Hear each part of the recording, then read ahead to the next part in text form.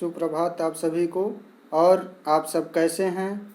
सब अच्छे होंगे इसी उम्मीद के साथ आज मैं कबीर दास जी द्वारा लिखित साखी को लेकर के आप लोगों के सामने उपस्थित हूँ।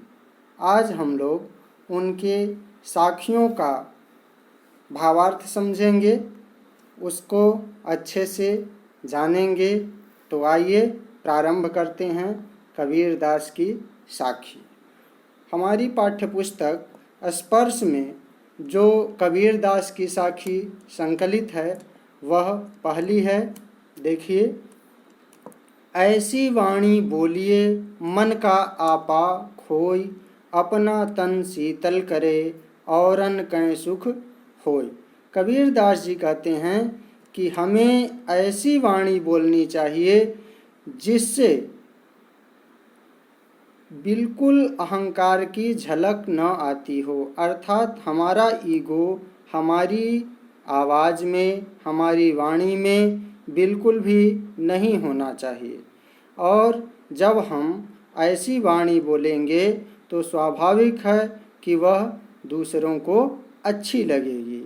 यही बात वो अपनी पहली साखी में कहते हैं कि ऐसी वाणी बोलिए मन का आपा खोए, कि हमें ऐसी बात करनी चाहिए, ऐसी वाणी बोलनी चाहिए जिसमें हमारे मन का अहंकार बिल्कुल भी न हो, और ऐसा करने से अपना तन शीतल करे औरन कै सुख होए।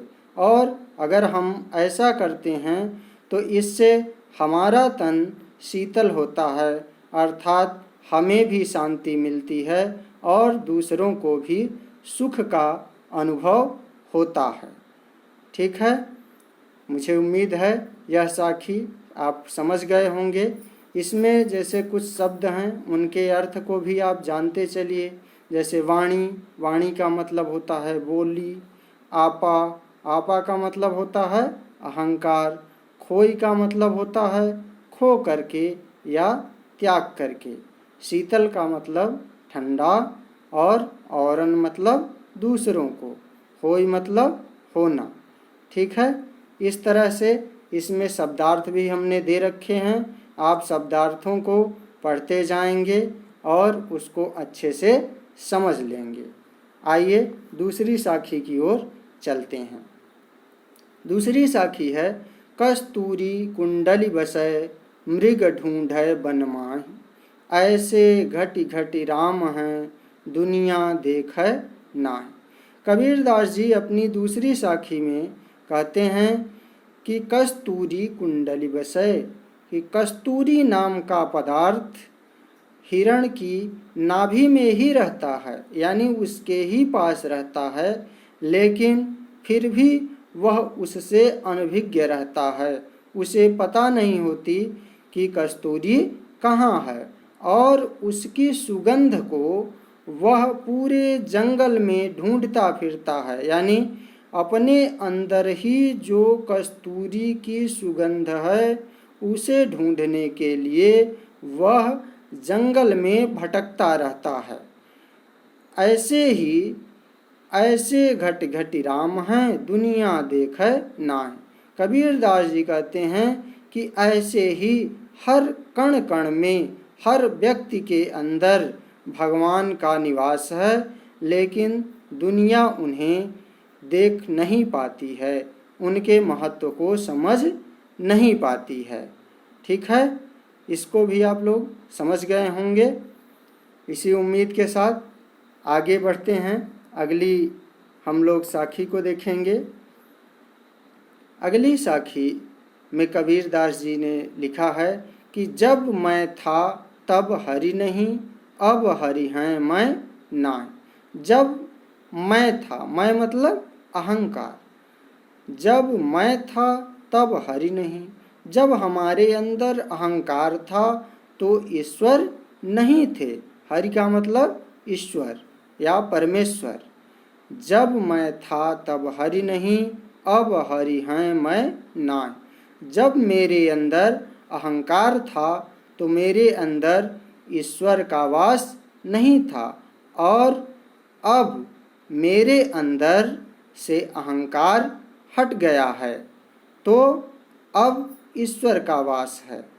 इसमें वो यही कहना चाहते थे कि जब तक हमारे अंदर अहंकार रहता है तब तक हमारे अंदर ईश्वर का वास नहीं हो सकता। ठीक है। और उसके बाद दूसरी पंक्ति में कहते हैं कि सब अंधियारा मिट गया जब दीपक देखा माही, और मेरा सभी प्रकार का अंधकार मिट गया जब मैंने अपने अंदर उस ईश्वर रूपी प्रकाश पुंज को देखा। यानी मेरे अंदर जब ईश्वर का प्रकाश उत्पन्न हुआ तो सभी प्रकार का अंधकार, अंधकार अर्थात अज्ञानता, मेरे अंदर जितनी भी अज्ञानता थी वो सारी की सारी अज्ञानता मिट गई। कि जब मैं था तब हरि नहीं, अब हरि हैं मैं नाहीं, सब अंधियारा मिट गया दीपक देखा माही। जब तक मेरे अंदर अहंकार था तब तक मेरे अंदर ईश्वर नहीं थे, और अब ईश्वर हैं तो मेरे अंदर अहंकार नहीं है, और मेरे अंदर सभी जो अज्ञान रूपी अहंकार था, अज्ञान रूपी अंधकार था, वो क्या हो गया है? ईश्वर की ज्योति से समाप्त हो गया है। अगली साखी की ओर हम लोग बढ़ते हैं। अगली साखी है कि सुखिया सब संसार है, खाए अर सोवै, दुखिया दास कबीर हैं, जागै और रोवै। कबीर दास जी कहती हैं कि पूरी दुनिया मौज मस्ती में मशगूल रहती है, पूरी दुनिया के लोग मौज मस्ती में ही व्यस्त रहते हैं और सोचती है कि सब सुखी हैं, क्योंकि जो स्वयं जैसा होता है वैसा ही सबको मान लेता है। और इन लोगों का काम क्या होता है कि खाएं और सोएं।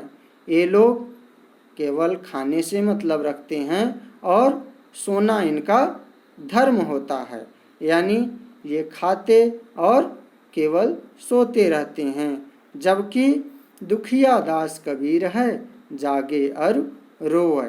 कबीर दास जी कहते हैं कि इस संसार में तो वह दुखी है जो ईश्वर के बारे में सोचता है, अपने बारे में यह सोचता है कि मेरा जन्म इस लोक में, इस पृथ्वी पर किस लिए हुआ है, मुझे क्या करना है, क्या नहीं करना है, क्या मेरा जिस लिए जन्म हुआ है वह मैं कर पा रहा हूँ। यही बात इस साखी के माध्यम से कबीर दास जी कहते हैं कि इस संसार में सभी लोग मौज मस्ती करते रहते हैं, सभी सुखी हैं, उनका एक ही काम है कि खाएं और सोएं। जबकि वे लोग जिन्हें इस बात की चिंता रहती है कि हमारा जन्म किस लिए हुआ है, हमें क्या करना चाहिए, हम ईश्वर की आराधना करें, यह सब जो सोचता है वह दुखी होता है। कबीर दास जी कहते हैं कि मैं दुखी हूँ, बाकी सभी लोग सुखी हैं। धन्यवाद। आज के लिए बस इतना ही। उम्मीद है कि यह आप लोगों को अच्छे से समझ में आ गया होगा। ठीक है।